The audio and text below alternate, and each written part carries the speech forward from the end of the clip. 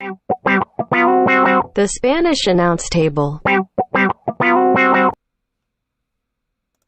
It is episode 359 of the Spanish announce table, and we had one of the funnest weekends and weeks of pro wrestling we've had in not a long time. I think we've had some fun weekends recently with AEW, but they put on Full Gear. We're going to talk a lot about that this week. We're going to talk about some Survivor Series is coming up. We're going to predict. We have to. We're going to guess what's going to happen. Time by making a better show than what they're going to give you. That's probably what we're going to do. That's true. We're going to just get into all kinds of fun, zany stuff about pro wrestling. That's what we do here at the Spanish announce table. Tim and Tom over here. And sometimes we like to kick this off with some news. Keep you up to date, up to speed. Yeah. But there was nothing. There really wasn't anything worth it. Yeah. And sometimes, hey, no news is good news, right? Like, we don't have some bad news to share with you, and that's a plus. So it can be a positive that there's nothing crazy happening in this wacky world. But before we get into tweet tables and all the fun stuff, Tim, you mentioned Full Gear was this past weekend. I know you watched. Tell me about the experience before we really break it down with, tweet tables and things like that. What did you like about it? How did you consume this 4-hour pay-per-view? What was your I consumed it in some chunks on the Fight app. And it got, I was just excited. I love that they deliver on things when it's not, you can't necessarily always expect it, right? They throw you some curveballs, but they don't just outright not deliver for the sake of not delivering, right? They know how to capture a moment. They know how to really kind of hone that crowd in. Even if we're saying AEW is just a hardcore niche crowd, they know how to capture it, and they do it so well. And you leave with a smile at the end of these events almost every time. Definitely. What about you? So I really enjoyed AEW Full Gear 2021. I got my very comfortable lazy boy chair, got all situated and comfortable, started viewing the festivities. But before I did, I got my favorite bag of chips right here, Guys barbecue potato chips. Fun fact about Guys, they created the barbecue potato chips. So if you're wanting to taste the greatest, the originator, none greater, Guys barbecue potato chips right here. Open these bad boys up. Invented the barbecue flavored potato chip. So look, everybody else is a poser. Everybody else is a pretender. Everybody else is a wannabe. Yes, everybody indeed. else is early Mickey James trying to be Trish Stratus. There you go. Yes, that is a great analogy for pro wrestling fans. But yeah, opened up these bad boys, got some chips going, went all the way from MJF to Darby Allin, all the way to the crowning of the new AEW heavyweight champion, Hangman Adam Page. Oh my goodness. I tell you what, look at this right here. Does it get any better combination than these two right here? Guys barbecue potato chips and Hangman Adam Page. I don't think so. Virginia is for lovers and Guys potato chips are for wrestling fans. There you go. So let's get into the hashtag tweet the table. I want to hear from Table Nation. Yeah. You guys, so what Tom is referencing, if you're new, what Tom is referencing is we like to treat this like the bar. So like we said, if there's no news, you're not going to the bar and talking with your friends about news, right? So what do you want to talk about? And we want to talk about what you want to talk about. And you do that, you tell us by using hashtag tweet the table. We've got several of them right here. Tom, you ready? Yes, I am. Let's go. Katie First Lady says, excellent AEW Full Gear show. Some great long-term storytelling. I would give the slight edge to AEW All Out as the better show. I enjoyed it overall. Both great shows. Hashtag tweet the table. Yeah, and what home runs AEW is hitting this year.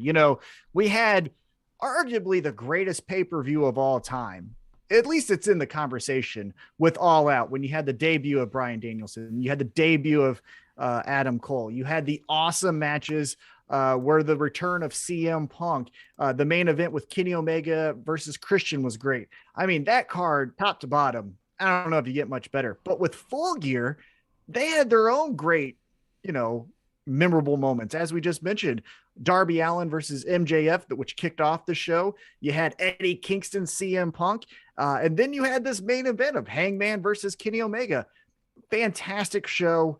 The only criticism I would give with this one is, as we mentioned with All Out, one of the moments was a promo, other than wrestling type of presentation where the Elite came in and was talking about how they're the greatest. Then Adam Cole comes in, then Bryan Danielson comes in, right? With this show, it was a lot of the same note, right? It was wrestling. And pro wrestling's great. Obviously, we love it. But as I mentioned before we recorded, wrestling has too much variety for you to play one note. And I felt like that was my only criticism, is it was so much in-ring action that there was no promos. There was no, you got Jay Lethal as a new signing, and that was great, but that was 2.5 minutes, 3, it wasn't even long enough to quick. That was a real drive. It wasn't even long enough. I don't even think it was long enough to be a YouTube short. He just came out and kind of like waved to the crowd, right? A little like, well, he waved to the crowd. Then he said, "Hey, I want to challenge Sammy Guevara." Right. Sammy said, "Let's do it." And then that was it, So, as great of a moment as that was, and it was really cool to see Jay Lethal in AEW. I wish there was a little bit more backstage pull aparts, promos, backstage or in the ring, something to give me some variety, because again, pro wrestling can provide that for you other than just amazing in-ring action. Because like I said, then it just becomes like, we could do some other things here. So that would be my only criticism. But again, it was a fantastic show. All right. So use hashtag Tweet the Table. Tell us what you thought of it, and maybe we'll read it right here next week too. So let's get back to the folks here. At Devil Vamp says, the moment between CM Punk and MJF was just perfect. Whoever wrote that segment is a fucking genius. Hashtag Tweet the Table. Yeah, so this happened on Dynamite, not Full Gear. I'm not exactly sure what tweet tables we got, because I don't like to read them, because I like to give you my genuine hot reaction right off the top of my dome. Yep. So I don't know if we're going to talk about CM Punk, Eddie Kingston, but before we get to CM Punk, MJF, which was a very fun segment, we had, in my opinion, the match of the night at Full Gear, CM Punk versus Eddie Kingston. Tim, let me just pose a question to you and just let your mind be blown here. If I were to tell you at the start of 2021 that we are going to see in AEW on consecutive nights, CM Punk get a 50-50 reaction, and then the next night, Bryan Danielson getting a heel reaction on Dynamite. Just think of that. They're the two most popular wrestlers going today, and Bryan Danielson's was on purpose, but with CM Punk, and this is where I want to kind of hone in on, Eddie Kingston made you say hey, CM Punk's great, but over here, we're 51-50. We're Eddie Kingston. We're Mad King over on this side. I tell you what, how much fun was this match? Yeah, Eddie King is, that's my guy, right? You're going to ride for Eddie Kingston. He is like the Nick Gage of AEW, I feel like. Oh, yeah. And the thing is, he's such a great everyday pro wrestler where you can put him at any spot you want to kick off the show. Hey, that's what we did at All Out. He kicked off the show and wrestled Miro for the TNT Championship. Now we got him taking on CM Punk at Full Gear. There's an elevated spot from going from Miro to CM Punk, but this one wasn't for a title. You want him then the next night to try to put over 2.0 and Daniel Garcia. He's going to do that too. So you can plug and play in the best possible way with Eddie Kingston. Any part of the card that you need something, you put him in. And I think because we know that, and as you mentioned, AEW kind of plays to the hardcore crowd, we just respect the shit out of Eddie Kingston. So I don't think that crowd was booing CM Punk. It's just when you rank who's your favorite, I think Eddie Kingston's just a little higher. Again, not to say that CM Punk is bad. It's just we're 51-50. We like to talk a lot on the Spanish Announce Table about storytelling and its importance in professional wrestling. And this is why Eddie Kingston got the crowd reaction advantage over CM Punk is because he was wholly more relatable in this story. He's the guy who was sneered at by the guy who's now a star and everybody loves him, but is like, no, I remember you being a dick to me, and here you are again. Everybody loves you, but like nobody knows you like I know you. And man, we can all relate to somebody like that in our lives, right?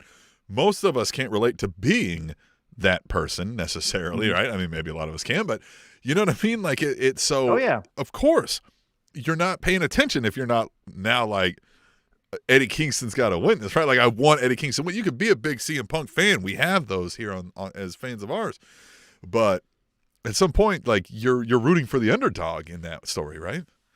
Yeah, and credit to CM Punk in this because this match reminded me a little bit. Obviously, they didn't go full, role reversal here, but CM Punk kind of doing some heel things, getting under the crowd's skin just a couple times, doing almost the 5-knuckle shuffle, John Cena's signature move, right? He did the side tackle, drop down and then pops up, put his hand up, and people were like, are you fucking serious? And then he's like, I'm not going to do it. So he did well with hearing the crowd, understanding, okay, maybe I'm not universally loved. So let's just, those people who are cheering for Eddie, let's just fuck with them a little bit. And so credit to CM Punk for being open and adjusting on the fly.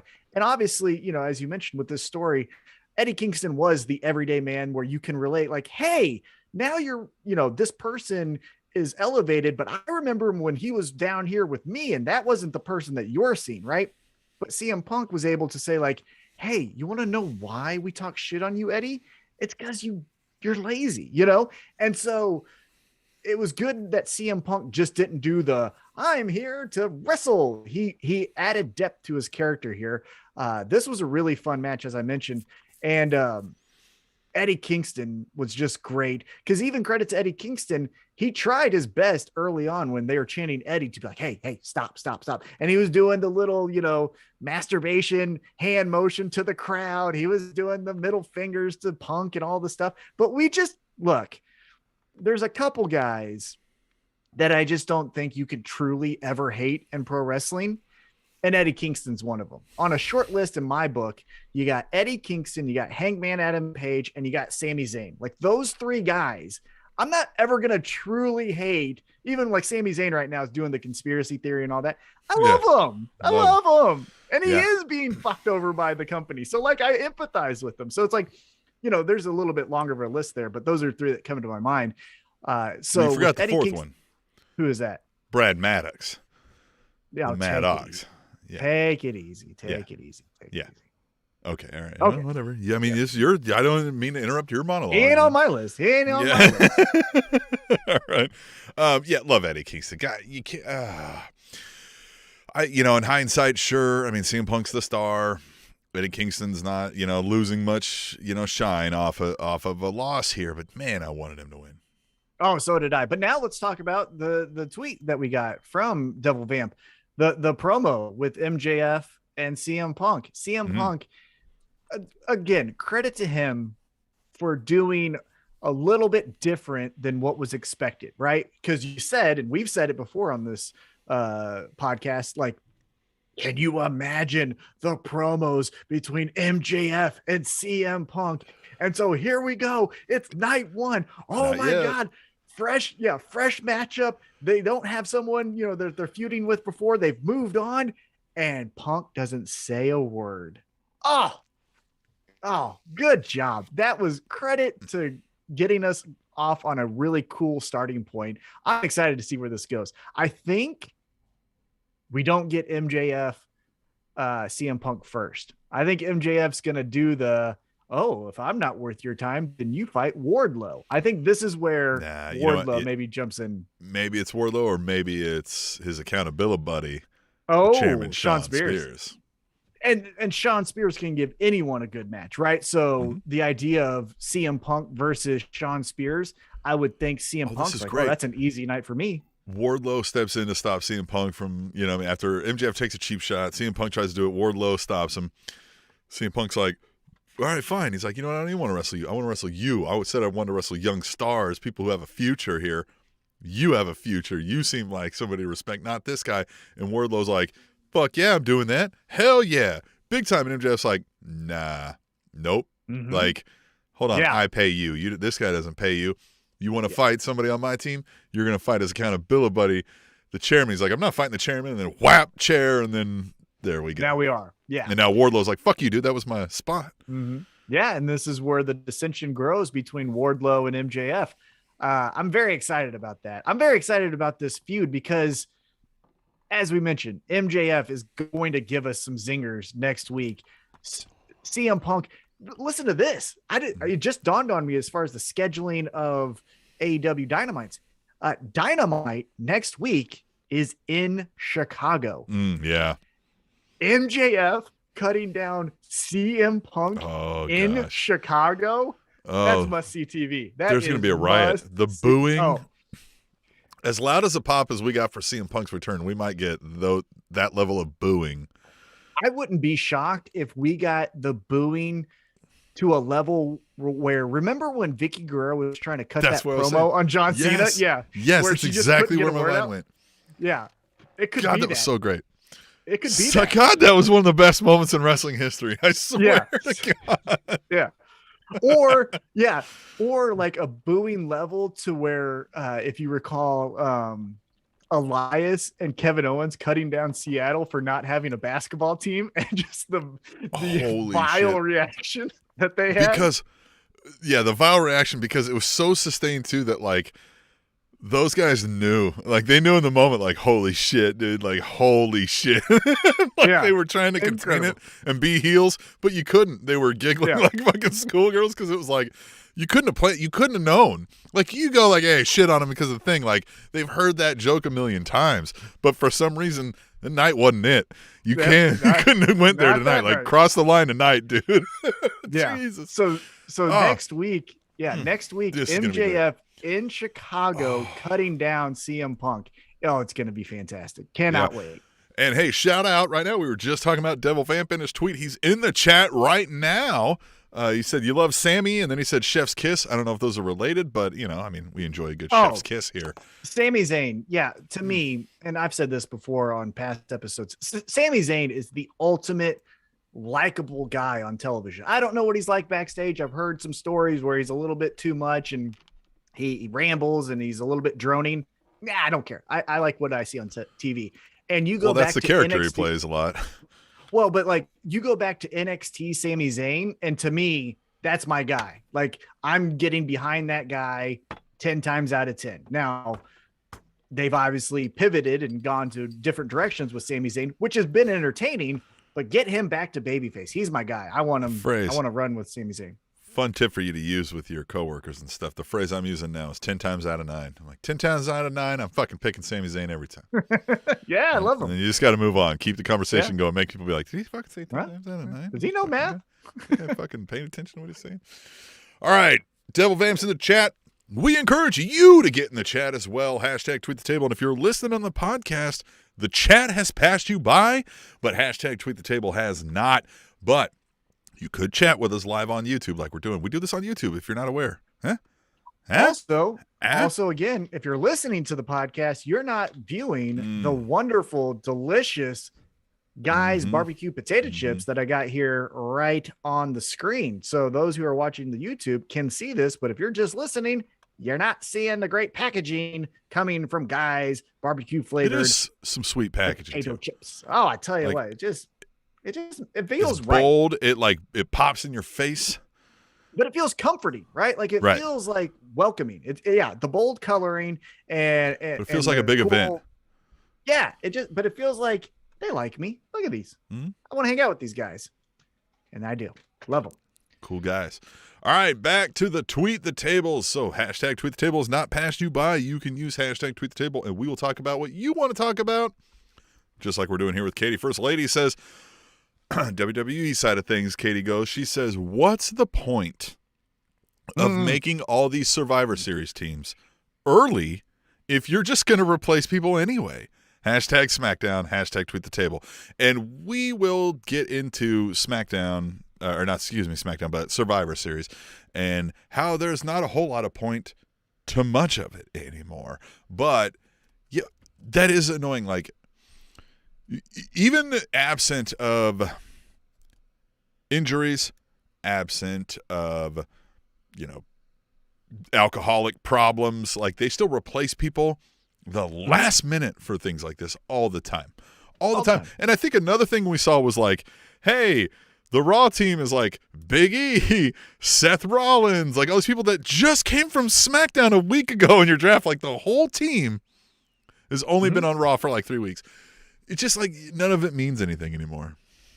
Well, and even so, again, we don't know backstage. Dominic Mysterio was taken off the Raw team, right? He could have, tweaked a hamstring, has a broken foot. We don't know, right? So if he needs to be off after we've made the announcement, again, you're trying to make it up on the fly. We give you a little bit of rope on those things. However, it's everything. It's then Adam Pearce coming out now as a heel, acting as if he cares about these teams, which why would he care about one team over the other? Because he's on both shows. It doesn't make sense on his motivation, why some people, were put on the team, but then not put on the team. And then it's just a clusterfuck. It's just WWE. Like, this is what they do. Everything is a minute by minute. Hey, I'm going to do something. Look at the reaction. Well, that didn't get enough. So let's pivot. And there's no continuity. It's just throw it up on the wall. Something's got to stick, right? One of these things has to stick. And that's how they're just doing their television shows. And that's why I don't watch. It's miserable. It's miserable. But stay tuned for our picks later in the show. We're going to make some predictions. And this will be fun because we don't really know. We don't know what's going on over there. We know. I mean, we know. You don't have you don't need to know, unfortunately. And that's I the deal. could get you to WrestleMania without watching this fucking show. I know what the fuck they're doing. That's bullshit.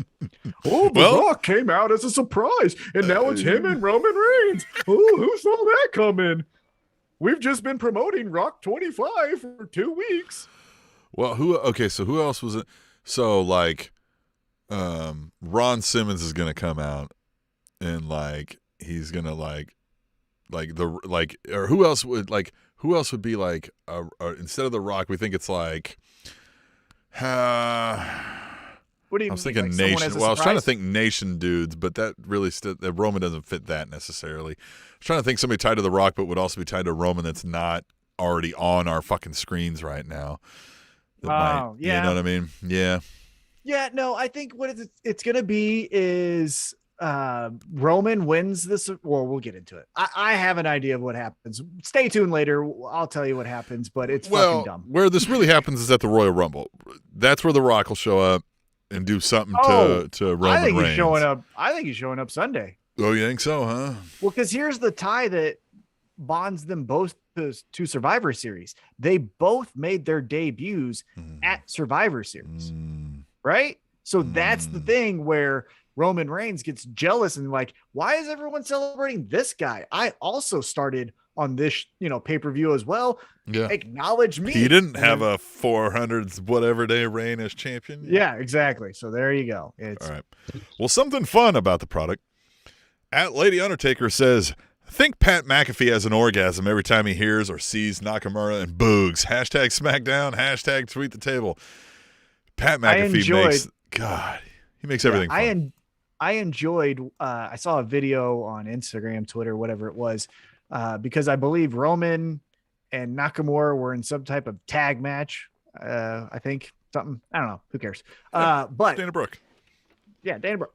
But Nakamura was coming out and the song was making Pat McAfee, see Jesus for the second time, right? And he's doing all of his fun stuff. And you see Paul Heyman on the apron just in disgust. Yeah. Staring down Pat McAfee like, you think this song is good and you're doing this to that?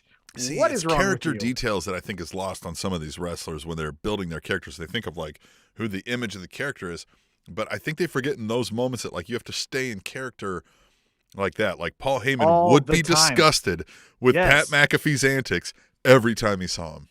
He would be like, Jesus, fuck. Ugh. Like, why are you this way? All the time. not to again be AEW fanboy, but they're just doing it better. So I will.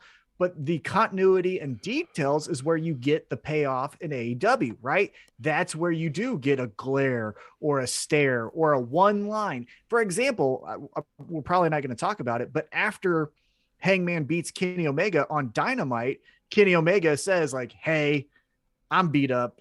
I need some time to reflect. Things need to change, but I can't do it here. So, I'm going to ride off into the sunset for a while. You guys take over. And Adam Cole's like, I've got it. And Kenny Omega's like, I wasn't talking to you. Yeah. Those are the little details. Well, and even they were like, you know what I mean? Like they were kind of like, oh, fuck, you weren't supposed to say that part. You know what I mean? Like we know, but he didn't know. Right. Yeah. Yeah. Great. But those are the things that are throwaway moments in the episode of Dynamite that you will get paid off later. And again, I'm not saying Paul Heyman's stare down of Pat McAfee will have something else, but it could. But those are the moments that like we don't get. Yeah, we don't get that anymore. In WWE. It's like all that was planned. Stock. They planned that out for that, right? Like you can plan something out and not need it to lead to something, but you plan it out going like this adds to the air of like this is what we want people to leave away thinking that like, oh, these guys think they're like each other, a combined unit, but they kind of don't like each other. You're right. Yeah. And just in WWE, it's just paint by numbers, stand in the corner. They're friends or they are enemies. Yeah. No but like, in between. Wait for the advertisement for WWE. Closest thing we get to in between of like friends and enemies is the KO storyline. And there was a 1 week break between those two things. Yep. Like the transition was whoop. Yep. That's all it was, because we don't know how to do anything more as far as WWE. We don't like, how do you dig in deeper? Well, I don't know. You would just be a bad guy. Okay. Yeah. Okay. I'll go punch a guy in the balls now. Yep. Uh-huh. All right. Speaking of that, Devil Vamp says, I still don't understand why we are booing Cody Rhodes. I am confused. Please help. Hashtag AEW Full Gear. Hashtag Tweet the Tables. Tom, give the man some help. So I think now, in the month of November 2021, I think it's now just, I'm a cool fan. We all boo Cody, right? I think we've reached that point to where, when John Cena was getting booed towards the end of his career, we didn't know why we were booing him. It's just what you're supposed to do. Right. I think we're starting to get to that point right now with Cody where I'm showing up and I just fuck him, right? Well, but they're not giving you much option to do otherwise. And so when that presented itself, that's what we feel like we're supposed to do now, because he's not doing much else, right? Like I feel like he's trying to do much else and he thinks he's providing a whole lot more than he is. I mean, that's something we can go down a rabbit hole of psychoanalyzing what he thinks he's doing with some of this, but it's still coming across pretty bland. And he, he's got the all-American good looks, blonde hair, blue-eyed kid or whatever, right? Maybe he's not blue-eyed, I don't know. But, he's still kind of bland from a presentation as a character, right? And kind of always, at least in this current event, like at WWE until he did the Stardust thing and then he left. And when he came out, he was all over the place. But now that character has kind of gone stale, right? This, I wear a suit and I'm an EVP and I'm pro wrestling royalty. It's like, yeah, all right. So, like, there's just not much else to grab onto other than, like, well, everybody's starting to dislike this guy, so fuck him. Yeah, and I think, honestly, where the origins of the boos came from is that guy wasn't likable, right? How we were describing Eddie Kingston. Eddie Kingston was doing heelish things, but we're like, yeah, no, I would do that too. I like Eddie. Where Cody is doing things that you should do, right? Like, he's the guy at work that shows up early and is, having a baby with his wife. Or he's going to work past his break so that you can go on your lunch. Things like that. That's really nice. But then you go like, this motherfucker's doing it again. Really? Okay. Like, I get it. You're always going to do the right thing. Like, that becomes annoying to people. And I think to a certain extent, that's where we are with Cody, right? He comes in and makes the save for Pac. He is, taking the advice of Arn Anderson and not really pushing back. And so it's like, you're just too nice. You know what I mean? Like, those people can be unlikable. It's almost not to this degree, but like when Kurt Angle debuted in WWE and he was like, I'm an Olympic gold medalist. So it's like, well, fuck you. I'm not. Like, that's neat for you, but I don't like it that much. Now, he was obviously doing the delusional baby face that was really a heel. But with Cody, I think he's just doing too many actions that we can't relate to because we will always wouldn't make the right decision. Does that make sense? It does make sense. Yeah. I'm sitting here currently trying to tweet out, tell everybody about the show. Oh, that's great. Yeah. So while you do that, I'll fill for time. I think some other things that Cody could do is, like you said, the character is a tad stale where it's always red, white, and blue and come through the middle and talk about how great, his life is. And he's a new father and things like that. Let us relate to you, right? Tell me about the struggles of being a new father. Have you got a lot of sleep? I bet not. Yeah, because here's what's not relatable. Sorry to interrupt there. Here's what's not relatable is I don't have a little bit of a struggle, and then what sets me straight is Arn Anderson tells me about how my dad was so great and has a couple guys beat me up to get me back into shape, right? Like, I'm not going to connect to that. Yeah. And so I just you can't play the every man's hero but not connect to the everyman, right? You're right. Perfect. That is exactly what I was trying to describe. Is he is doing things that you should be doing, but he's not connecting to us because that we wouldn't do those things. We would do more things like Eddie Kingston, where after a match we lose, we're not shaking the guy's hand. Fuck that. That asshole. He's still an asshole, and then we're walking off because we're mad. Like Cody would shake his hand. Like, another perfect example was when Cody lost the TNT Championship to Darby Allin. He got on one knee and presented the title to Darby Allin. I'm not doing that shit if I lose to you, Tim. That.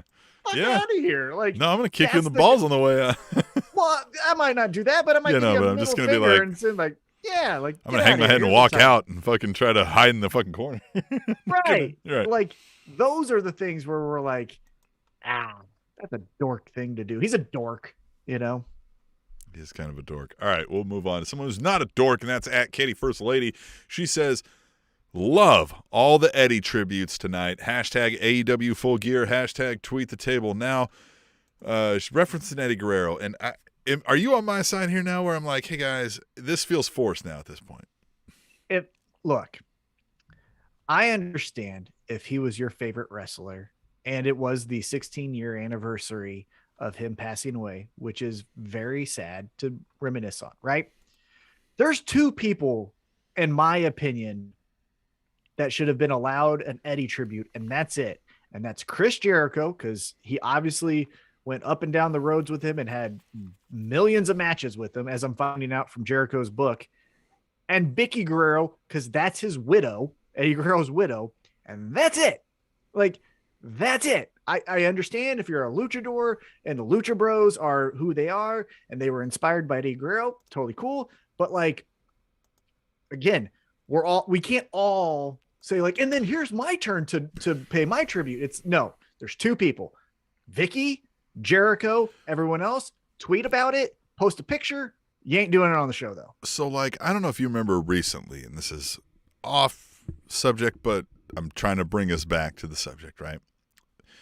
One of the Lucha house party guys, right, or whatever, showed up and tweeted about John Huber and spelled his name wrong. Yeah. And, like Jericho's like, you spelled his name wrong. And then his wife chimed in and was like, yeah, motherfucker. And I at first I was like, hey guys, he fucking John, whatever. But now I started thinking about it. I was like, oh, it's probably because they know that motherfucker didn't know him. And so for him to act like that was just trying to do it for appearances. Get that clout. And I'm not trying to say that the people that do it for Eddie Guerrero, that say this, are doing it just for appearances. I don't know them. I don't know their connections. Of course I couldn't. So I don't want to put that on any individual.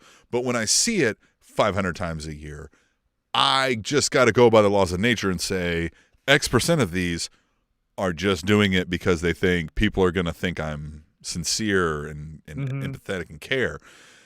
And look, you know what I mean? Like I want that to be the case, but I don't believe it a lot of the times. Yeah. And again, it just felt like on that night with all of the Eddie tributes, it was just, hey, how can I, who said that? There was a stand-up comedian who's like, who hates when someone passes away and you say like, I love this person. It was Anthony Jeselnik. He said, you're thinking about like, hey, don't forget about me tonight.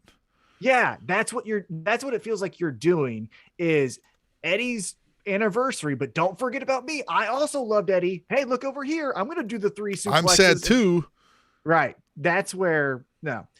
And one point I wanted to bring up, and I think I texted this to you or maybe messaged you, I forget, but think about what we had happen on Full Gear's pre-show. And if WWE does this, they're getting murdered for the rest of the year.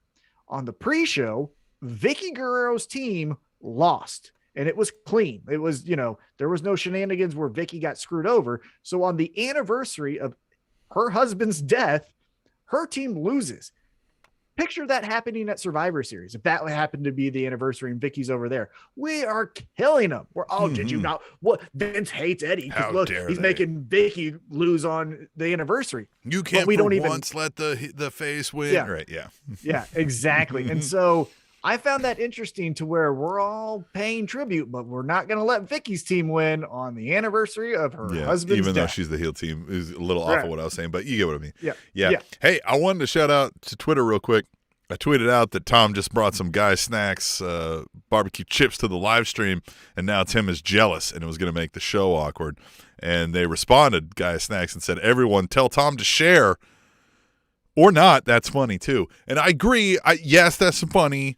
But especially, I mean, like, we can't share right now. It looks like we may be in the same room where we could high five, but, magic of television here. We're not in the same place. You can't share yet. But, Tom, I expect the next time I see you, I want those chips. You're going to eat them all before then, aren't you? God damn it. I'll save you a bag for tomorrow night as we take a quick detour. We will be meeting up at DWF. Fuck yes. DWF. The Dynamic Wrestling Federation, Camelot Ballroom, Overland Park in the Kansas City metro area. If you're not there and you're in the region, you're a loser. I don't know what else to tell you. Like, these shows are hot. They've only had one, but I was there and it was fucking hot. I'm telling you, man, it's going to be great. Jeremy Wyatt's going to be defending against, what is it? Is it Devin? Devin right? Thomas. Devin Thomas. Yep. God, why did I not blank on his last name? Devin Thomas. And if you didn't see the tournament from the first show to crown Jeremy Wyatt, the belt collectors of the champion, you missed out on that too. Jimmy Hart was there. Super fun show. We were at the Up Down KC with these guys. These guys are great.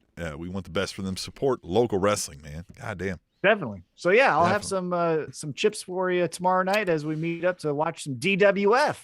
We may or may not see the folks from Guy Snacks down there. I hope so. May or may not. May or may not. All right, let's get to the fun. Oh, yeah. Well, one quick thing. Shout out to Guy Snacks for following us on Twitter. If you have not followed us and you're listening, follow us as well. Be cool like Guy Snacks. You know what else is cool about Guy Snacks? Chiefs fans, and they beat the Raiders, so that was fun. Yes, it was. All right, let's get back into Tweet the Table. Fucking Derek Carr's haircut. All right. At Devil Vamp says, I think FTR should have won. Not all baby faces can win. Sometimes you have to go against the fans. Hashtag Tweet the Table. Hashtag AEW Full Gear 2021. Look, FTR, I think, has done their best work since they've been at AEW. Oh, yeah. And we had a good run with them. I don't know that, like, throwing the titles on them again. We haven't had a 2-time AEW Tag Team Champions, have we? We haven't. And no. That's not a bad choice by any means. I just don't know that, like, there's any story they're telling. Look, they had the whole Pinnacle stuff. They had their whole run as champions. They had their Young Bucks feud. They had all this stuff that's just like, I'm not itching to see them with the titles again. This AAA thing is cool. AAA is a sidebar. We haven't discussed enough when we talked about all the WWE releases. AAA is an option that we never even considered and thought about a lot of these folks going to. So yeah, I still like what they're doing in AAA, being the no flips tag team in a luchador promotion. So I think that's enough for them right now, in my opinion. You're piling on if you're like, they're doing this, and then they're also the AEW champions, and then they also have this. So it's like less is more sometimes. And also with the AEW Tag Team Championship picture, I think, maybe I'm speaking for myself here, I still think the matchup we're waiting for is Lucha Bros as champions taking on Santana and Ortiz. Oh gosh, that's so what we're waiting for, right? Yes. So as much as FTR is a great team, I don't right now want to see FTR taking on Santana and Ortiz again, but now this time for the championships. They had a great feud. They did their thing. I want to see a fresh matchup of champions, Lucha Bros, taking on Santana and Ortiz, who are just on another level right now. As soon as they put on that face paint, whatever that was a few months back, they have just taken their game to just a height that I haven't seen before. And yeah, they're incredible. So that little collision course is what I'm wanting to see in the tag division. Also, shout out to well, I don't know if it's Big Rock 1973 on Twitter at USMD69. Just followed us, and the reason I'm calling it out is got a big old Chiefs helmet as his profile picture. So, far be it for me to mention football twice on a pro wrestling podcast, but we are Kansas City local fans, and God, take it back tour. Such a fun drumming of the Raiders that I feel like I just want to talk about it a lot. You know what I mean? It makes you feel good inside. Look here, you knuckle dragging idiots who have been just trying to say we are in the mud and not doing anything. We were not figuring it out, and we still got to first place, and now we've hit our stride. Oh, the Take It Back tour is in full swing. You bitches are in trouble. Oh, cannot wait. Tom. Tim. I'm on the Twitter right now. And per Sean Ross Sapp, WWE have just released the following. Oh, my goodness. Breaking news. Jackson Riker. Okay. Shane Thorne. Okay. Drake Maverick. Okay. Tegan Knox. Maybe with Drake Maverick, because he might call, Tegan Knox. Okay, now this gets weird.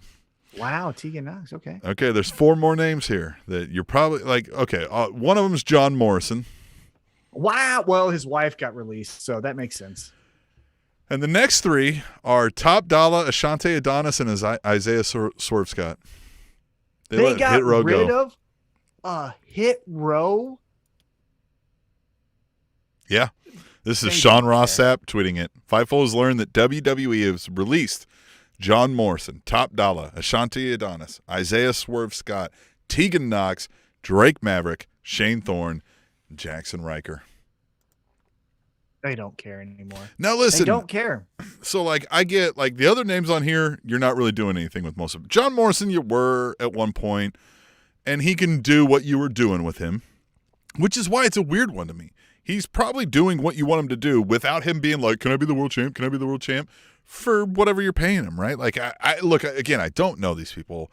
I don't know, right? Maybe John Morrison's like, I should be the champ, and maybe they're having that fight. But we've never heard those kind of stories about him, right? We heard he shows up, he likes to work, get his money and be out and do his thing, right? Well, but with John Morrison, I wasn't shocked by that because they released his wife, and I would assume at this point in his career, maybe being in the same company as his wife is more important than being on television. So we can go back to Impact. Maybe for the same reasons we said.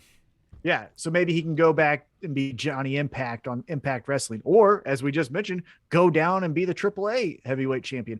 Him and Andrade for the AAA championship is something that I know a lot of people would watch. So that wouldn't shock me. But Hit Row. Still, the mind-boggling of all the releases we've talked about lately, even your Keith Lees, your Karrion Crosses, right? The Hit Row is one of the most contemporary things you had going. If you're talking like you want to hook new people and young kids,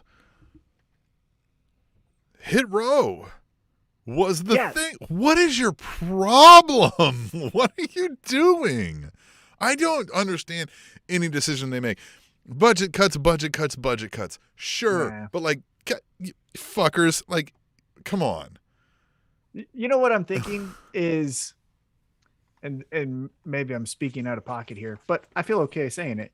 Maybe they think, hey, we have this box checked with the New Day and with the Street Profits.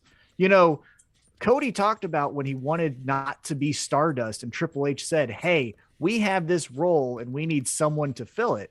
And my thought process is, with Hit Row being released, maybe they said, we can't double up on the cool contemporary group. we already have that filled with the Street Profits, and we already had that filled beforehand with the New Day. So, why would we waste our time on these guys as well? So let them go. And again, we don't know, because backstage they could have been assholes or, difficult to work with. We're going to hear those reports, as we do now every single time, from some sources that are talking to these, backstage guys and girls. But yeah, it's just silly. It's just dumb. Look, here more. Why are you watching the show? Why? Yeah, sorry, I'm trying to read it, make sure there's not more. That's so weird too. That like you let go one member of a faction, and then you're like, okay, you let go of the woman. That seems sexist, but like that makes sense, right? Like now it's a guy's faction. You're going to keep them up there, whatever. If it was the other way around, you go, why'd you let the guy go, but you kept the three women? It just makes sense, right? These are women's storylines. We're going to do that. Mm-hmm. But then just a week and a half, 2 weeks later, you're just like, you know what? Fuck it. All of them. That's what I was thinking is, you release BFAB, but then the next week you have Hit Row on television. And now the next week after that, I believe, is now, and that's when they get released. So it just doesn't make any sense. Again, why are we supporting that company? I don't know, man. It really is, outside of the terrible storytelling that we've discussed and the just nauseatingly surface level kindergarten tactic character building, this kind of shit comes into play. We're hearing stories of Keith Lee saying that he had to pay for his own medical bills. They're arguing that. But fuck y'all if I don't believe Keith Lee in this thing. And then just this kind of stuff. It is fucking November 18th. Mm-hmm. You know what I mean? Everybody understands this to be the holidays. And here we are releasing 100 plus people in the last couple weeks. Hey, shout out in the YouTube chat. Muhammad says, all I can say now is Virginia is for lovers. WWE is for God knows who. And I tell you what, yes, I co-sign that statement, because it makes zero sense on why you're supporting that company, especially right now with the alternative of AEW, AAA, Impact, New Japan, all of this fun stuff that we got going on with the Forbidden Door being open and whatnot. So yeah, I don't understand. I don't get it. I don't like it. But do we still have tweet tables left, or are we going to get into some more? That was the last tweet the table. I was just responding to Muhammad there. Thanks again, everybody. Join in the chat. YouTube, we do this every Thursday night. Sometimes we have to do it on Wednesday or Friday, but we try to keep you posted. But follow us on Twitter at Table Show for live updates on the moment, right? Spot on the moment updates about the Spanish announce table comings and goings. But yeah, Tom, that was Tweet the Table. That's what the fans wanted to talk about. So now we're going to go into what we want to talk about, right? It's our fucking show. It's our time to talk. And let's finish off with Full Gear. Was there anything else sticking out about Full Gear that we didn't catch on that you wanted to kind of dive into? It was such a great show. It was such a fantastic show. The only thing, as I mentioned, that I would have switched up a little bit, because I thought Tnt Conti, this was one of her better performances against Britt Baker. But unfortunately, because we had the amazing match with MJF and Darby Allin, we had that really good tag match that had kind of a weird finish with FTR and the Lucha Bros. When we got to Britt Baker and Tnt Conti, they were putting in the effort like none other, but it was just, we were tad exhausted. So that was again, my only little criticism of the show, but I'm excited to see what happens, because now we've got Hangman as our champion, and we've got Bryan Danielson, who defeated Miro in a very good match to become the number one contender. And I want to talk to you about the amazing brilliance of Bryan Danielson, and also credit to Hangman. Hangman didn't just sit there and take his, lumps, and now Bryan Danielson's the cool heel. Hangman had his good zingers as well. But in a matter of 24 hours, Bryan Danielson won. I think the moment where he truly went like full booze is when he said Hangman doesn't show up to wrestle. He's in his cowboy boots. When I won my title at WrestleMania, that was the trigger. That was when everyone was like, this is bullshit. You don't mention that in this house. And we all boo this motherfucker. I thought it was so great. And also for Bryan Danielson to be like, oh, of course, Virginia doesn't like hard work. As if that's like a characteristic of the state. Yeah, right. He was so great. Yeah. Oh, from the start when he was like, hey, listen, congratulations. I do got to say, I'm a little disappointed it's not Kenny Omega, right? Like, oh, just sprinkling the hate. But the continuity of that makes sense. Remember, they had a match that went to a draw. I would assume if Bryan Danielson is, in kayfabe, we want him. Or Hangman's line. Omega. He was like, yeah, it's not him. It's not him because I beat his ass and I did it faster than 30 minutes. Oh, God, so great. So That's great. What I was talking about. You're right. Hangman was on the money, and he still was like tough guy. Like, okay, well, cool. Like, hey, listen, you want to fight? Like, I'm down to fight. Like, we gotta do nothing else. Yeah, that's where Hangman he still kept the credibility of a babyface. He didn't go into, well, at least I don't have head injuries, right? He wasn't going lowest common denominator on his insults to Bryan Danielson. It was still keeping in the cowboy shit. I'm here because I earned it. And it was such a good promo. In a matter of moments, we went to babyface versus babyface to like, oh, no. It makes sense. Bryan Danielson is mad that Hangman, who he probably thinks isn't on his level, is the champion. And he has to face that guy when he would rather face the guy he went to a draw with in Kenny Omega. The motivation of the heel turn makes complete sense. And then again, Hangman being the guy like, hey, you don't think I'm good? The guy that you went to a draw with, I beat in less than 30 minutes. So what are you talking about? It's just, now we got a story. Now we got some fun. Bryan Danielson being pissed off from the disrespect, though, is now going on a Dark Order hit party, and that is going to be fun. The heat he got for mentioning the word WrestleMania. Yeah, that's what I'm saying. It was just so... on the money. So he knew what to do, and he said it without. He loved it. His open mouth smile was all open after that. Well, that's what I'm saying. He said it without the like, oh crap, can I say? He said it with the confidence of like, what are you gonna do? What is anyone in this company gonna do if I say WrestleMania? Huh? What are you gonna do? Like nothing. You're gonna take it, and it was just perfect. It was so great. Yeah, even if you get sued and have to pay a fine for it, like you're gonna be like, all right, fine, I don't give a shit. Yeah. And so now next week, after he beat Evil Uno, which Uno shit, #Uno shit. That's what I'm on. I love Evil Uno. He's a good dude. I've been watching some of his vlogs. In Fast Turnaround, we went from being like, what the fuck is Evil Uno? Like, I don't get it. Like maybe 50 episodes ago, we were like, this Evil Uno guy, what the fuck is this? To like, Evil Uno's in my top 10 favorites right now. Yeah, king of the Dungeons and Dragon nerds. I love him. He's great.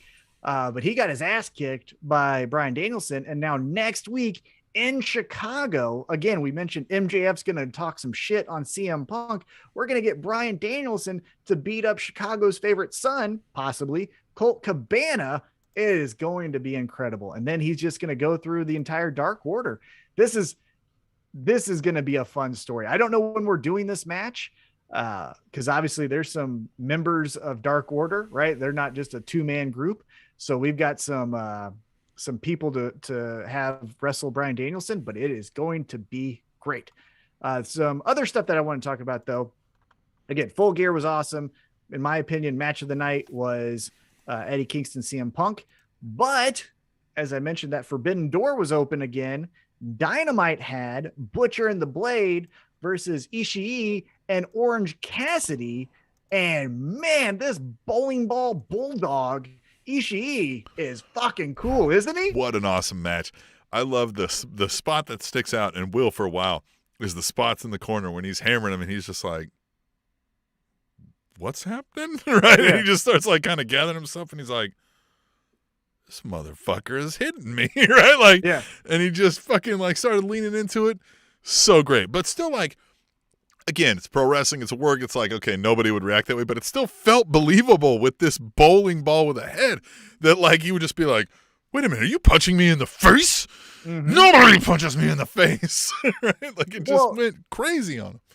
And think about this. Butcher had four forearms to the chin of Ishii and backed down. Ishii took him from one side of the ring to the other side of the ring while Butcher was hitting him. And credit to the Butcher, they mentioned it, Jim Ross did, but like, guy is leaned up. He's looking fucking svelte. Oh, I tell you what, I like Butcher and the Blade. I think they fit their role perfectly for this kind of a match when you need it, right? However, again, we're still in the infancy part of AEW. They're not even 5 years old. And I don't know how long Butcher has in him because, you know, he's obviously doing music and touring and doing those kind of things. But Butcher as your TNT champion is something I'm definitely behind. I think that would be cool. And you go more into that House of Black kind of mentality where, again, you're not doing the smoke and mirrors, but you're doing the, I got voices in my head. It's weird that somebody can lose weight like the Butcher did and he looks bigger. Mm-hmm. Right? Like he looks now, all of a sudden you're like, Jesus Christ, that guy's huge. When we knew he was a big guy, but like he just, I don't know. It's weird. Like well, now he's got muscles and it's not just thickness, right? It's now right. Like, he's tall. He's like, you see how tall he is and how wide he is now. And you're like, oh shit. Yeah. He's like Luke Harper big, you know, not to, you know what I mean? Luke Harper. No, but, you know, yeah. But, yeah. Right. The only thing that I think I would have changed, and it was difficult because I was trying to explain to my wife, who, you know, is a very casual fan of pro wrestling, is I have known of Ishii from She's watching like a step Wrestle above Kingdom. tolerating. Yeah, exactly. Yeah. She likes some people, you know what I mean? Yeah. But like, so I've seen Ishii on Wrestle Kingdoms in past years, right? So I knew how fucking cool he was. The thing I think I may have wanted to add to this matchup is give me a promo package that tells me why Ishii is this fucking wrecking ball of a man. You know what I mean? Like that would be the only thing I would have added to it. But Chaos in AEW is going to be great.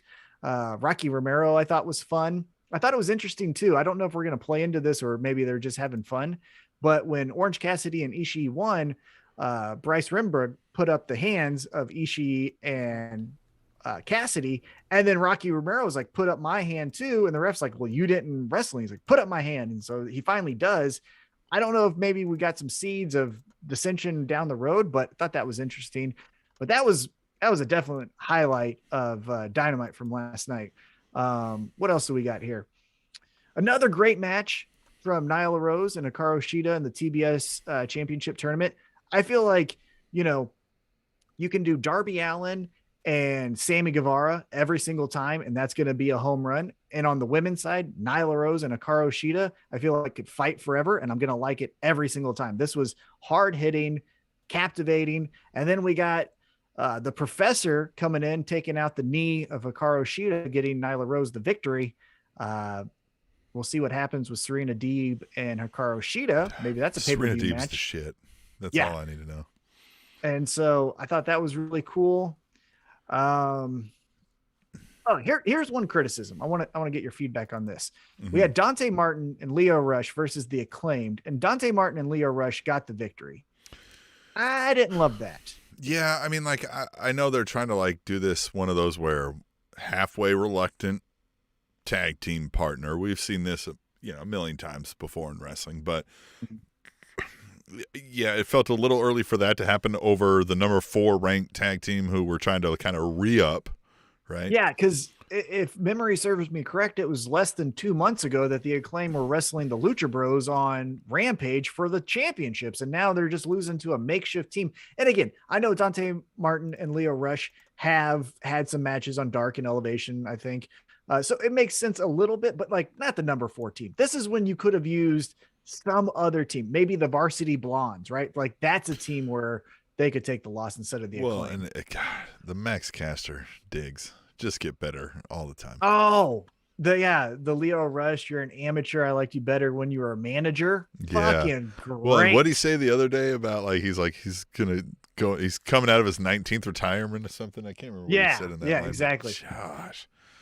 So I got a bold prediction though with this storyline. Okay. So after the match, Dante Martin, Leo Rush trying to celebrate. Team Taz comes out and like, hey, Dante Martin. Hey, bud. You want to join Team Taz? You know how great we are? And they're really not. But you know how great Team Taz is? Look at Hobbs. He wrestled CM Punk. They didn't say that, but like, he's on TV. Don't you want to be more on TV like him? I think Dante Martin stays with Lio Rush. We get a tag team match with Ricky Starks and Powerhouse Hobbs versus Dante Martin and Lio Rush at whatever the next big event is, whether that's on Dynamite or a pay-per-view. And I think we get the brother coming out to join Team Taz. Yep. That is going to be fun. That's the brother story versus brother. That's the story. That's the story. That is the story. Like, you motherfucker. Yep. While I was even injured, Taz can be like, you wanna shit on us? Mm-hmm. Listen, you think money doesn't talk? You think money's thicker than what? Thicker than blood? Boom, You're here wrong. He comes. Right. Yeah. Right. And he has the motivation, right? He has the motivation. He's jealous of Dante Martin because when they were top flight, they were just, on Dark or maybe a match on Dynamite. They were the other private party. Yeah. Now Dante Martin's having matches with Malachi Black. He's getting time with Lio Rush where they're beating the Acclaimed, the number 4 tag team. Yeah. His brother could come back and be like, you're a dickhead. You should have waited for me. When I got healthy, then we both go out there and kick ass, but you left me. So I'm with Team Taz. And then there you go. I think that's going to be fun. Yeah, he could even be like, you know who called me every weekend? Ricky Starks. My own brother didn't even call me. Yeah. Oh, it's going to be good. I Ricky hope that's Starks the way back there like, yeah, of course I fucking called. I love my friends. Right? Yeah, like just assholing it up. Yeah. Now, the main event was the TNT Championship match. As we mentioned, at Full Gear, Jay Lethal made his promotional debut, which, side note, I get that we're talking about this forbidden door, right? Oh, the forbidden door is open. When Ishii comes over, that's the forbidden door. But when you work for the company, it's no longer a forbidden door. Forbidden door. The door ain't forbidden. You just work at the company. ROH was no longer forbidding you. Right. So it's, you know what I mean? Like, yeah. Right. But this was a really good match. I legitimately thought Sammy Guevara was not going to be able to finish this match. I don't know if that was a sell job or his ribs are legitimately hurt, but good night. He, during that commercial break was nursing those ribs and still does a backflip through a table or whatever it was. And Jay Lethal is the kind of guy now who, like, with his stature in the wrestling industry, especially behind the curtain, right, to the boys, if you will, and who he was going up against for what title it was, it wouldn't have shocked me on that show where if they were like, oh shit, and he won the title.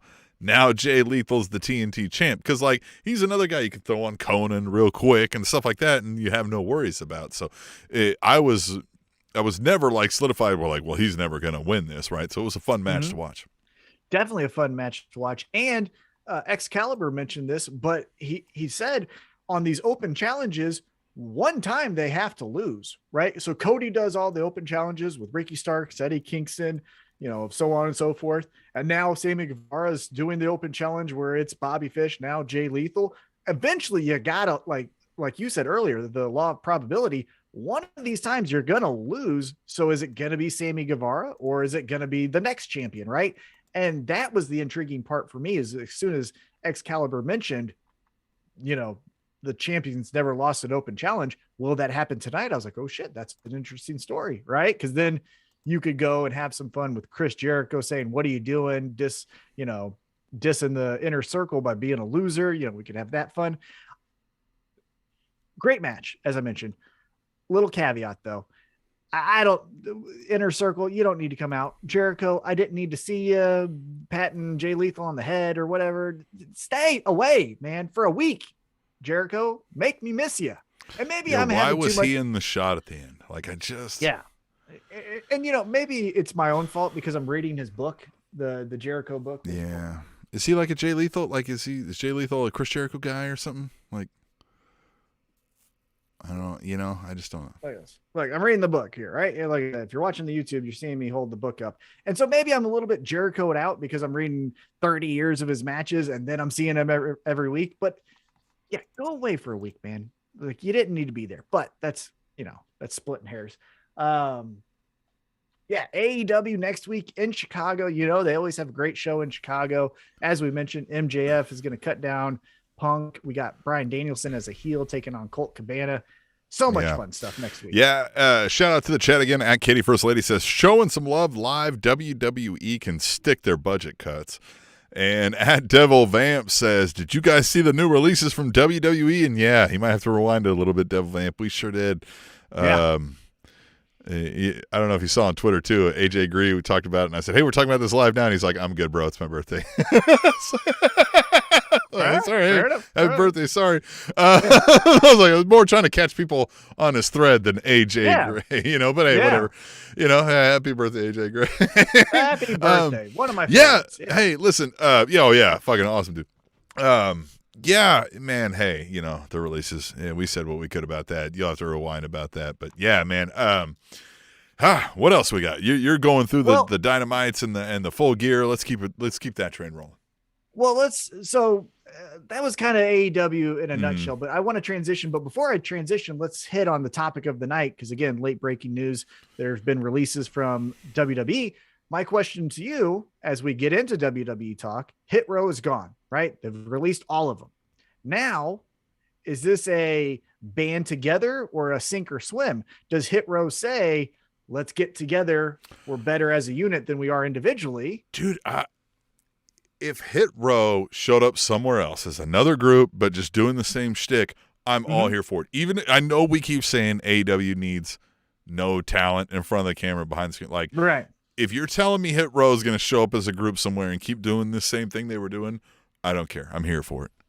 Oh, think of this, because they've already had some subtle beefs back and forth, but Max Caster walks out, he's doing the rapping gimmick. Oh, wait a minute. We've got another one who thinks he's better. Top Dollar comes out and he's like, you can go fuck yourself. Check out these bars. And they do a battle rap on Dynamite, right? That would be fun. Again, Top Dollar and Max Caster. That's what I'm saying. Pro wrestling has too much variety to just be one thing. One of the best battle raps, or I think honestly the only battle rap, if you recall, the Usos versus the New Day. Remember how much fun that was? Top Dollar and Max Caster could just blow no battle rap will ever compare in pro wrestling. You know where I'm going with this. There was one clear battle rap winner in pro wrestling, and no one will ever top it. It's Bo Rida. It's Bo Rida. I forgot about Nobody ever beat Bo Rida. Bo Rida. Bo Rida. At Devil Vamp back in the chat says, sorry, I think it's because we already talked about the release, but there's no need to apologize, of course. No, it's totally fine. No totally need to fine. Apologize. Again, this is the conversation where you're coming and going. We're talking to you. We're talking to ourselves. If you're listening back, thank you so much. Again, join us live as we do these. Hashtag tweet the table to get some questions or comments into the show, at a later time. This is where we have so much fun with you, the Table Nation. But now, as we mentioned, Hit Row is gone, but that does lead us to WWE. And this weekend, unfortunately, is Survivor Series. And we've done it for 8 years. We might as well keep this train going.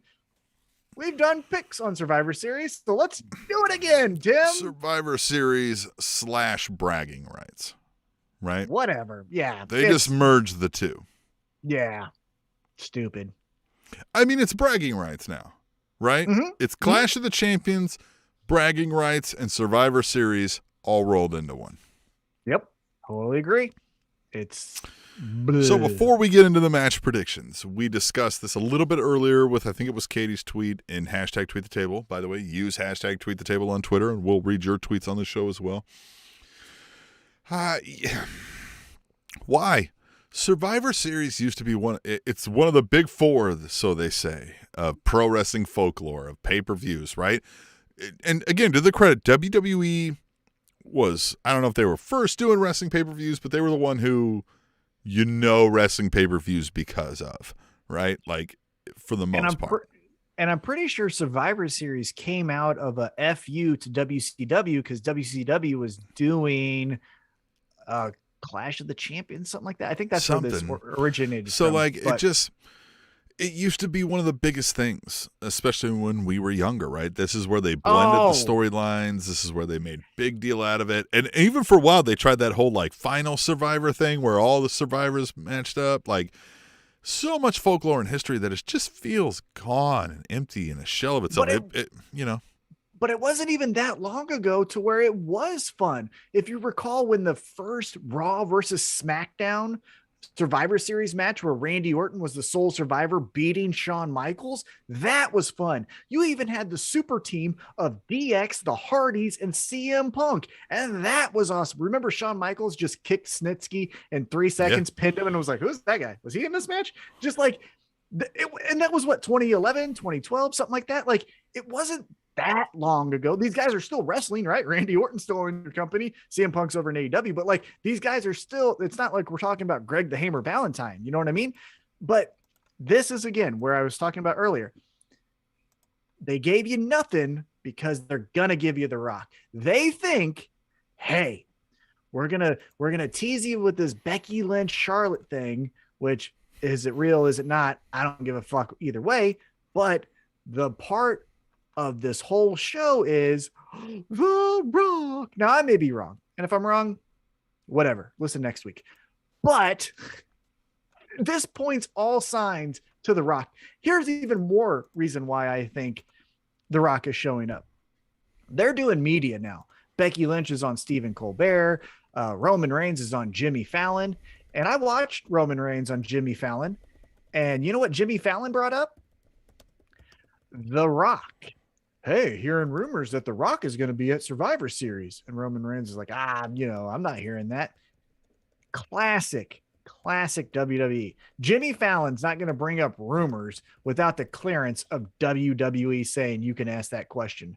So again, you're getting all this mediocre vanilla crap because they're banking on you're not going to remember the matches anyhow. You're going to remember when The Rock gave the people's elbow to Roman Reigns. And whether that's fun or not, we'll see. But that's where I think this is all going to, is banking on that The Rock is so cool at 51 years old doing raps with Tech 9 that you're going to love it. And we'll see if we love it. Back out to the chat in the YouTube. Devil Vamp says Becky put Rick on blast and the video with Charlotte and Beck was lit. I don't know if you've seen any of this going on. Like, this apparently is an actual thing going on.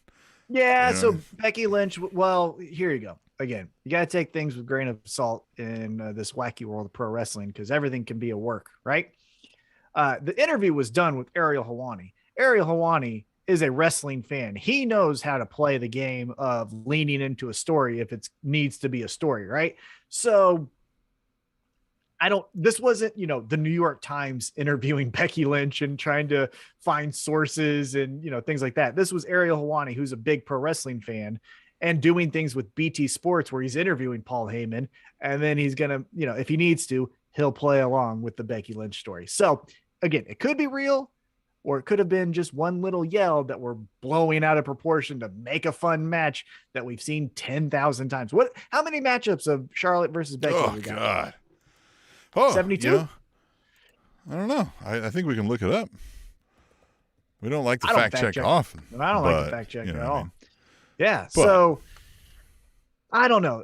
Again, I think they're banking on you're going to tune in because Becky and Charlotte might really fist fight. Hey, it wasn't that long ago that Charlotte punched Nia Jax in the face. Oh, could happen again. But again, you're going to remember The Rock. But at the expense of Big E, that's where I just think, like, what are we doing here? You could do a promo with Roman Reigns and get the same outcome.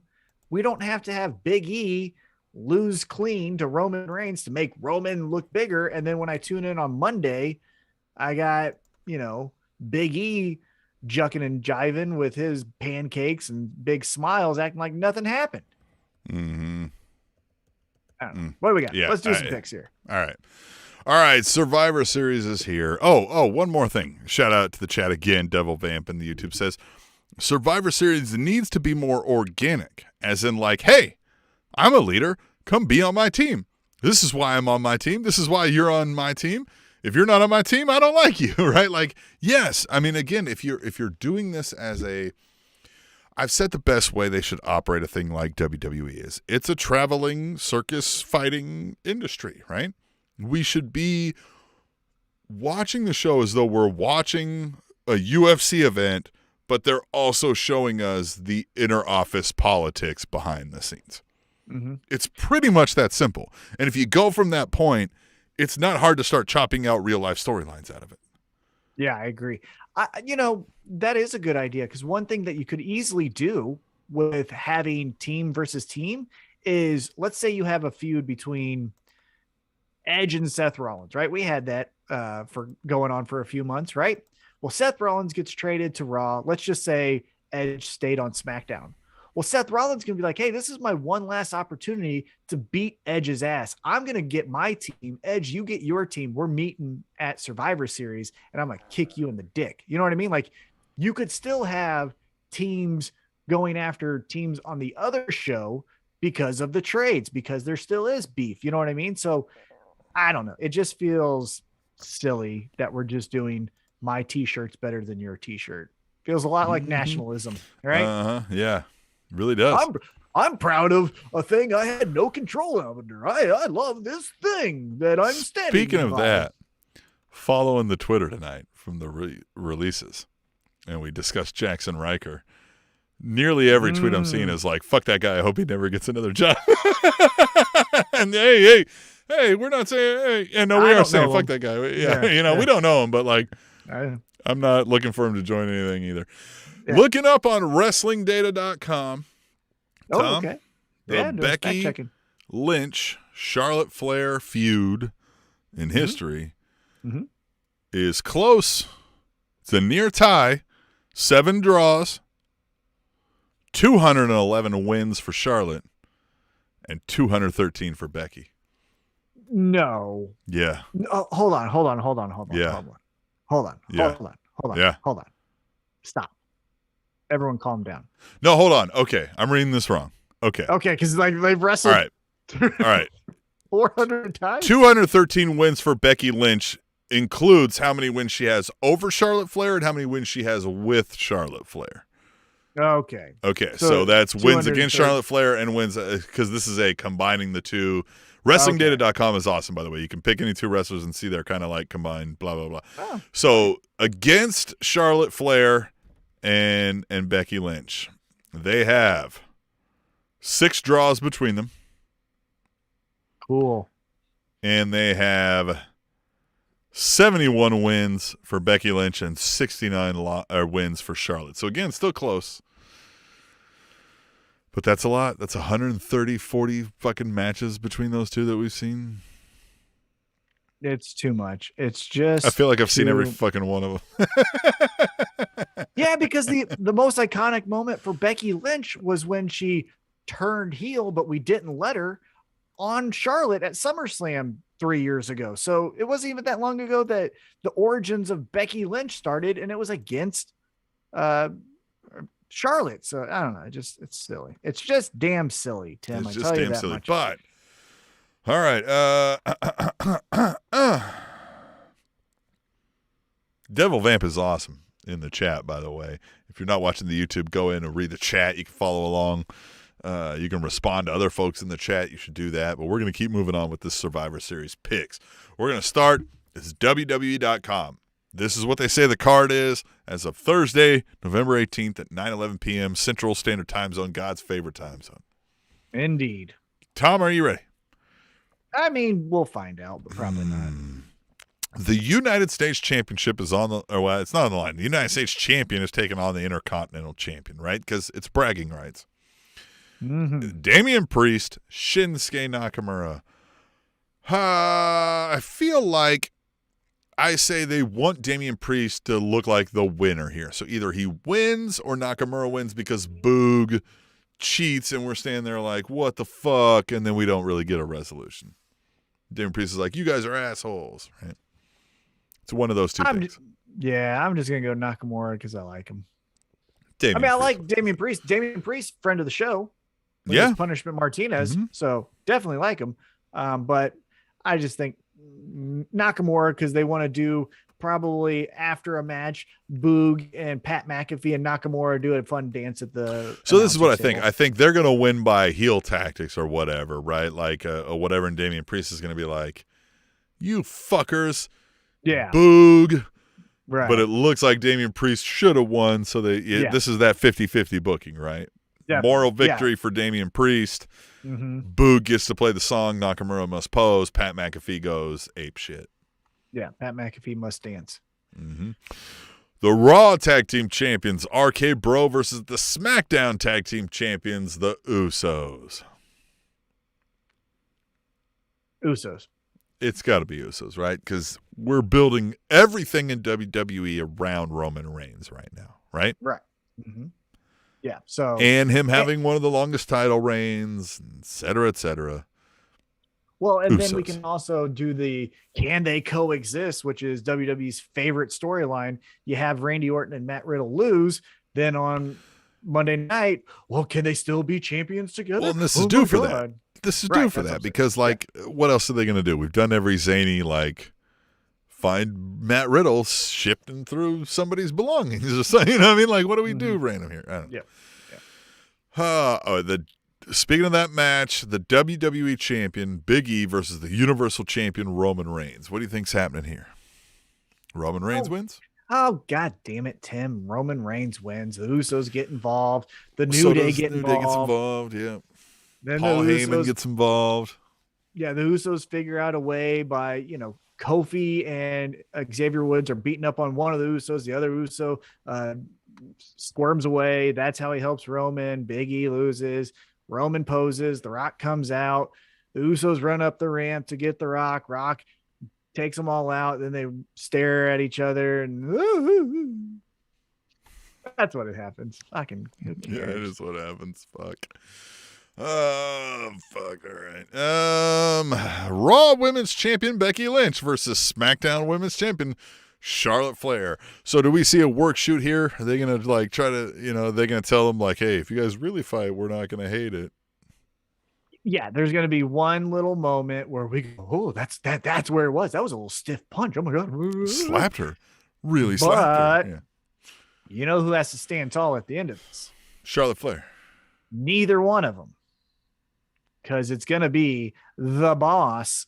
Sasha Banks has to make her fucking presence felt at a big pay-per-view. God. She's going to cost one of them the championship, or not the championship, but the match, most likely Charlotte, because they're both on SmackDown. And then that's when we're going to get, I do these things with my hands. And I know that they're not here's where it's going to go. Sasha Banks is going to come out. Is going to fuck one of them over because she's siding with the other one. So then it's going to be this 2-on-1, and then the score is evened up.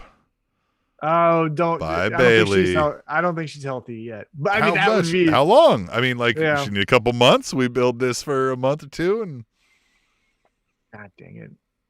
Now I know Sasha Banks is doing the thing. 4 horsewomen explode. Yeah, but I know Sasha Banks is doing the thing right now with getting vaccinated. No, what's her name? Yeah, no, she wouldn't do that, would she? Who do I like? It's not Ruby Soho. Ruby Soho's in AEW. Who do I like? What's her name? All the tattoos. She hosted Halloween Havoc. I can't think of her name. You know what I'm talking about? She has the crazy hair. She was tag partners with Tegan Knox. Shotzi Blackheart. That's her Blackheart. name. Yeah. I can't think of her name. Dana Brooke. I knew everything about her except for her fucking name.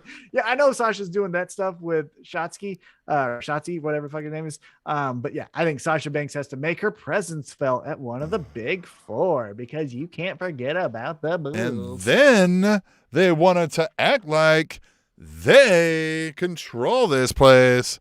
But everybody knows that Sasha Banks is the boss. Look at my hands. That's exactly how that goes down. This is on the outside of my hands. This is on the inside of my hands. She's going to have green hair this time. Well, look, I'm a different character now. You know I mean business because my hair's yellow. Wow. Right. Team Raw versus Team SmackDown Women's 5-on-5 Traditional Survivor Series Elimination Tournament. We have oh, Jesus Christ. Who we got here? Let's see. We got Jesus Christ in this thing?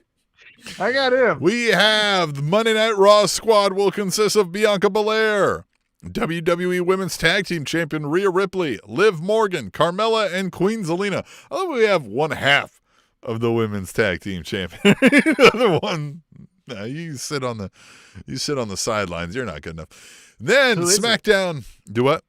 Who is the other? I don't know who the other. Oh, Rhea Ripley and the Nikki superhero gimmick. Almost a superhero. Nikki, almost a superhero. Yeah, because again, we need an odd couple tag team.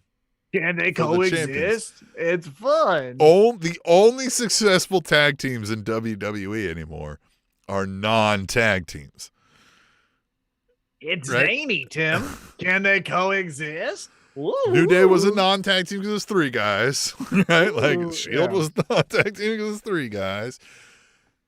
Odd couple. Randy Orton and fucking whatever. All right. Anyway, the SmackDown team: Sasha Banks, Shotzi Blackheart, Shayna Baszler, Natalya, and Toni Storm.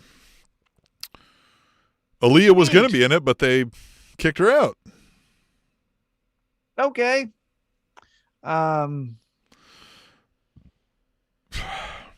So let's eliminate this. Eliminated are going to be Carmella's getting eliminated. Liv Morgan's getting eliminated. Nah, she's feuding with Becky. She could be the one that wins. Rhea Ripley gets eliminated because she's a tag team champion. Doesn't need that. Yeah. So we have Bianca, Liv Morgan, Queen Zelina, but she'll get eliminated. Yeah, I'm a queen. What the hell happened? So on Raw, what's left now while we move to SmackDown is Bianca and Liv Morgan. Then on SmackDown, Sasha Banks is not getting eliminated right away. Shotzi's going to get eliminated. Shayna in one of those weird somebody caught him up probably eliminations. You know what I mean? I'm fucked. I didn't. Sasha's in this match? Yep. Oh, then she's not going to do the Becky. Yeah, she might. Thing. She still might. I didn't know she was in this match. Yeah, she still might. Natalya's going to be the first one eliminated. Toni Storm is going to get eliminated. So we're going to have Sasha against Bianca and Liv Morgan. Yeah, because you know what we got to do? We got to do the, oh my God, look around us. It's just me and her. And it's going to be Bianca Belair and Sasha Banks. Because remember at WrestleMania, one time they wrestled. Who will be the sole survivor? It's going to be Bianca. She's going to overpower. Bianca's the sole survivor. Sasha, and there you go. And she's going to be, because she's the EST, right? I'm the best. I'm the Yep. There you go. Cool. I hope it's not as bad as that. I don't even know. Then let's move to the men's Survivor Series traditional elimination match. Representing Monday Night Raw, Seth Rollins, Finn Balor, Kevin Owens. Finn Balor, Kevin Owens, Austin Theory, and the almighty Bobby Lashley. The last 2 were taking the place of Dominic and Rey Mysterio. SmackDown side is Drew McIntyre. Forgot he's a thing. King Woods, Jeff Hardy, Sami Zayn, and Happy Corbin. Raw again? Yeah, SmackDown has too many guys that you can just get in and out. Like Sami Zayn and Happy Corbin are going to be eliminated. Well, Drew's going to be the last one, or he's going to be one of the last 2, right? For their team. It'll come down to Finn Balor and Seth Rollins on Raw and Drew McIntyre on SmackDown. 2-on-1. Can he overcome the odds? And they're going to team up for one time only. Seth Rollins will, get him out of there, but then he'll turn on Finn to get Finn out of there because he doesn't care. And he's going to be the sole survivor. Ain't I cool? Look at my fun outfit. Seth Rollins? Yeah, that's what I was saying. Seth Rollins was this, and then he brags about being the survivor. No, it's probably him and Finn Balor that win. They win. They beat Drew McIntyre. Seth Rollins out there like, I'm the survivor, blah, blah, blah. And Finn Balor's like, hey. There you go. We survived. And he's like, guy. Yeah, I forgot you were there. And then they fucking battle up. There you go. Wow, this sucks. Devil Vamp says, shoot me in the head with the women's division. It's worse than AEW.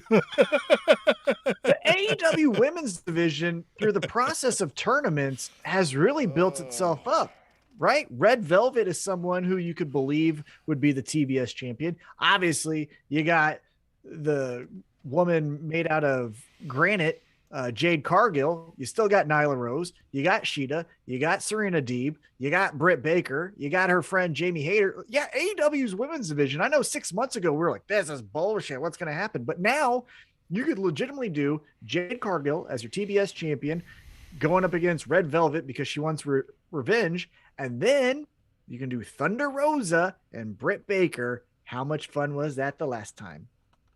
And here's the thing, AEW doesn't do rematches a ton, right? Like, right. It's not as if they're every week it's going to be another way that we're going to do this one match.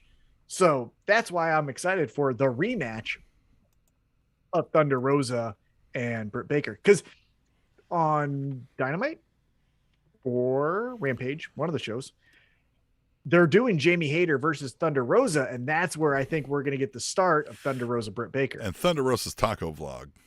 It's so cool. She came to Kansas City right down the street from me. 10:30 in the morning, her and Eva Luno having tacos. How great is that? By the way, Kansas City, Kansas, one of the like a premier fucking taco spot in the world. Come on. Yeah, you know it. Yeah. All right, well, shit, man. I don't know what else you got. You know, if you got anything else, shout out to everybody that's been in on the chat. Devil Vamp, Katie, Muhammad. And this is why you got to join us live on the YouTube stream, because you never know what we're going to talk about. We just talked about breaking news with releases of Hit Row and John.